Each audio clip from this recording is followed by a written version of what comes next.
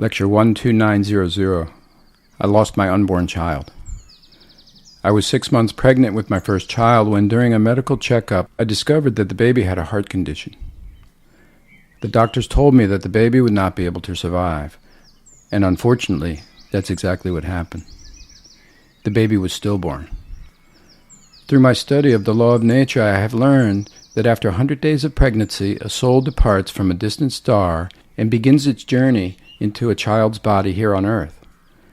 Since the baby died after only 6 months, it would have been better if I had reflected on this, but unfortunately, I did not. What happens when a pregnant woman carries a lifeless child in her womb?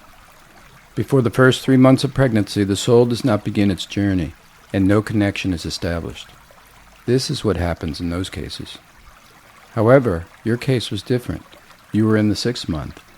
It takes a soul approximately 7 months to reach the newborn, according to the lunar calendar, which is approximately 6 months on the solar calendar. After the first 3 months of pregnancy, the soul begins its journey. In your case, the child died after 6 months when his soul was already on its way. The soul arrives at its destination 10 months after conception, according to the lunar calendar. At that time, there was already a connection between the soul and your baby's body, so the soul still arrived at the expected time.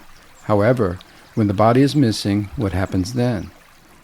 The soul begins to wander around the mother, and she may perceive the baby's soul calling out to her, saying, "Mommy."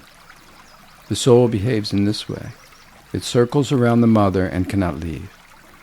It stays close to the mother. Sometimes the mother may physically feel someone next to her. This presence is the undelivered child's presence. Since the body is no longer there, the soul searches for it in vain. If you had known how to take care of these souls that haven't found their bodies, they would help you by collaborating with you. On the other hand, by ignoring them, being unaware of their existence, they can create problems for you. I cannot explain everything to you in one day, but these aspects do exist. It is essential to learn about this subject earnestly and cooperate with the gods, these souls. You shouldn't be afraid, but rather live fully aware of these matters. This also means that you can guide the souls around you in the best possible way. The gods, or souls, if you recognize their presence and know how to guide them well, will follow you. Conversely, not recognizing their presence can cause the souls to quarrel among themselves, which would reflect on you, leading to problems and even accidents. Do not be afraid of them because you yourselves are gods and the leading characters. The souls stand by your side. But you are the CEO of your life. You are the lead gods of life here on earth. Even if God the Father were to come down to earth, he would be in second place. Even if high-level souls, Daishin in Korean, come to visit you, you will remain the central figure. These souls come with the intention to help and collaborate with you to do good.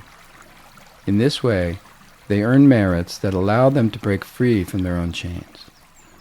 You are not enslaved to them, you are the lead god. The opportunity to be born a human being is truly precious. You can be the master of your life. High-level souls and those of your ancestors come to do good and help you grow. And in this way, they also manage to free themselves from their own entanglements. Those with adequate knowledge do not despise souls. They know how to interact with them and seek to collaborate. Do not be afraid. Instead, tell them, "It's all right. I'm sorry for what happened. Let's study together." Baby souls who have passed away in this way understand very quickly. If you run a business, they might even bring you customers. They can help you understand what you should do and truly assist you. These souls around you are essentially your collaborators. Do not think that it's something strange. On the contrary, if you speak to these souls, apologizing for things having gone a certain way, they will be immediately reassured. The mother, tormented by remorse of losing a child, may feel anxious when she senses the soul's presence. But the soul has the right to stay by her side.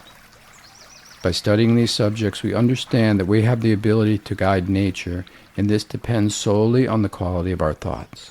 Okay?